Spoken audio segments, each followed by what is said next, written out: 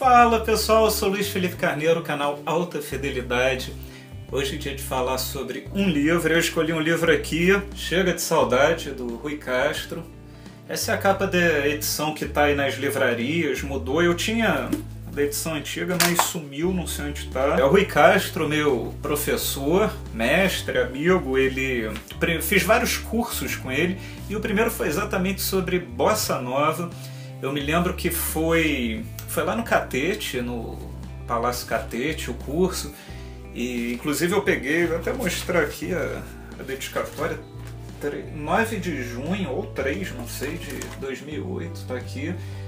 E era curioso porque eu assisti esse curso, eram 4 aulas.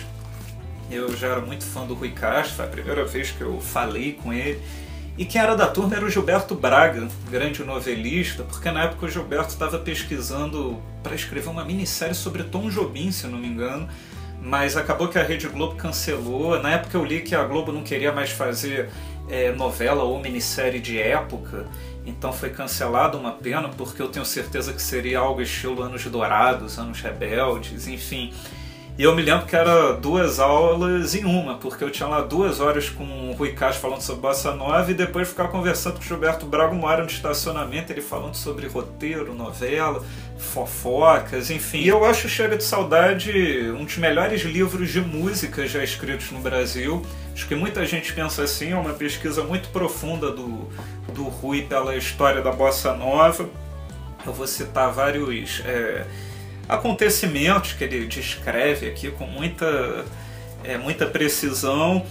E a Bossa Nova, na época que ele lançou esse livro, porque hoje você fala Bossa Nova, não sei o quê, mas quando esse livro saiu, a Bossa Nova era algo praticamente esquecido no Brasil, né? Quem quisesse um CD, sei lá, da Nara Leão, ia ter que ir na Modern Sound comprar uma edição japonesa caríssima.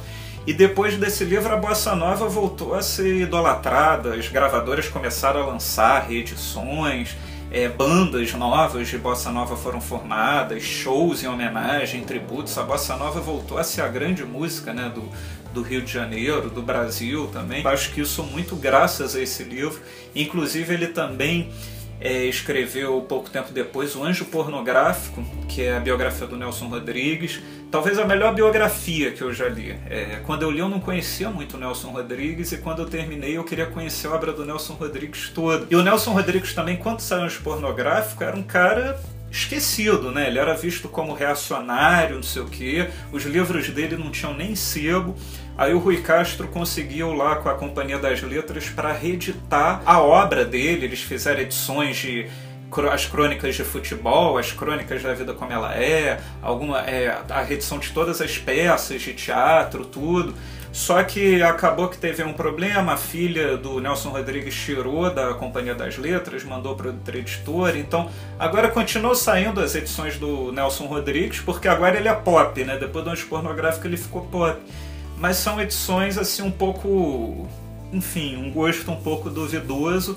Mas, acabei falando muito aí, fui para falar Nelson Rodrigues, que quando começa a falar de Rui Castro, começa a falar de um bando de coisa.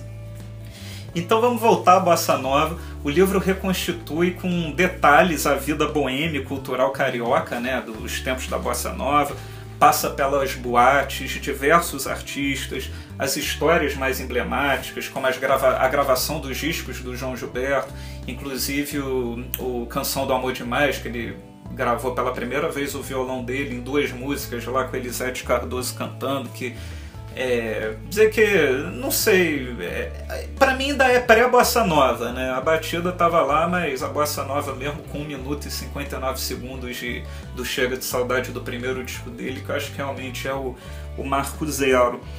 Tem um concerto no Carnegie Hall, que foi um grande sucesso, tudo, a Bossa Nova extrapolou as fronteiras, né, do Brasil. O Rui Castro, ele entrevistou meio mundo para colher aqui, fazer essa história toda, condensar tudo aqui. Ele fala muito dos shows históricos no Beco das Garrafas, em Copacabana, lá com os grupos samba jazz, né, que tocavam lá, os principais compositores. Ele relembra pessoas que são um pouco esquecidas, por exemplo, o genial Newton Mendonça. O Newton Mendonça foi letrista de alguma das melhores músicas do Tom. As pessoas meio que só se lembram do Vinícius, mas o Newton Mendonça, por exemplo, fez a letra de Desafinado, Samba de uma Nota Só. Tem os grandes instrumentistas, por exemplo, Edson Machado, Dom Salvador, Dom Romão, Durval Ferreira, os irmãos Castro Neves. Enfim, quase que um tratado, uma enciclopédia. Tem muito João Gilberto, lógico, aliás, ele tá aqui na capa, né? João Gilberto. Desde o tempo que ele tocava violão debaixo de um tamarineiro em Juazeiro, na Bahia, até encontrar a batida perfeita.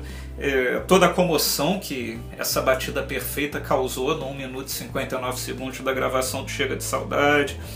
O livro conta histórias bem pitorescas do João, as suas esquisitices, né? Aquela coisa que até hoje o João Gilberto é o mito, né? Então aquelas esquisitices dele, que todo mundo acha esquisito. Ele fala que inclusive o Tom quase desistiu da gravação do primeiro disco do João. O Tom estava lá no estúdio com ele porque era uma coisa muito enlouquecedora.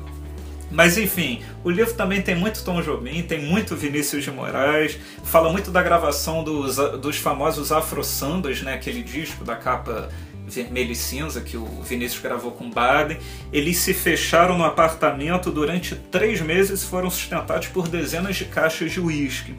Foi o suficiente, todos importados da Europa.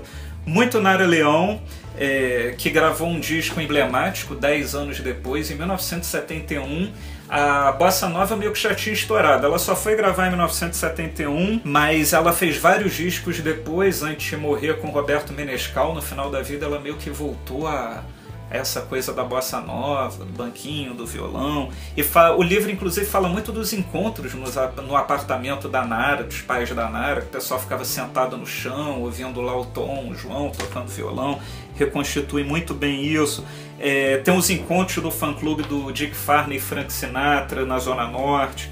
Fala muito sobre o Carlinhos Lira e a academia de violão que ele fundou com seu parceiro Roberto Menescal, que na verdade eles fizeram isso mais para conquistar as mulheres. Além de ensinar elas a tocar violão, eles também estavam interessados nisso, claro. E também fala meio que do rompimento dos dois, que aí o Carlos Lira foi para a gravadora Philips, meio que causou uma cisão na Bossa Nova. Ronaldo Bosco ele teve caso com a Nara Leão, Elis Regina, Maísa, mas ao mesmo tempo ele diz que nunca amou uma mulher o tanto quanto ele amou Frank Sinatra. Inclusive eu falei há pouco tempo na Nara Leão que ela demorou para gravar Bossa Nova, e um dos motivos foi esse, que ela namorava Ronaldo Bosco, e aí eles se separaram, tudo, ela ficou meio desiludida, o Ronaldo trocou ela pela Maísa, aí a Maísa meio que começou a cantar Bossa Nova, gravou aquele disco do Barquinho, e a Nara Leão se debandou lá um pouco pro lado do Zequete, do João do Vale, para fazer lá o Opinião, tudo. Ela parece que queria esquecer toda essa história da Bossa Nova, né? E fala muito da Maísa, do Johnny Alf, Silvinha Telles. Aliás, a primeira vez que o termo Bossa Nova foi usado foi num show da Silvinha Telles. Foi um show dela no Grupo Universitário Hebraico do Brasil no primeiro semestre de 1958. Uma secretária não identificada escreveu no cartaz: hoje Silvinha Telles e um grupo Bossa Nova. Fala muito também de Elis Regina. Rui Castro também descreve bem a internacionalização da Bossa Nova a partir do show do Carnegie Hall, e ele explica todos os bastidores, como aquilo aconteceu, a força do Itamaraty para todos os artistas participarem daquilo. Depois o Miles Davis ficou de olho na Bossa Nova, o Stan Getz ficou de olho, inclusive lançou um disco importantíssimo junto com a Astrud Gilberto e o João Gilberto, que ganhou o Grammy, tudo, aquela gravação antológica de Garota de Ipanema. E tem uma história curiosa nessa gravação, que eu li aqui no livro, que o João estava muito irritado com o Stan Getz. E o Tom Jobim, que estava lá participando, estava lá no meio, aí o João falou: Tom, diga a esse gringo que ele é um burro. Tom respondeu: Stan, o João está dizendo que o sonho dele sempre foi gravar com você. Então essa é alguma das muitas histórias saborosas desse livro. essa internacionalização que aconteceu depois, aí fala de João Donato, Tom Jobim, Sérgio Mendes, esses artistas que acabaram ficando mais lá do que aqui.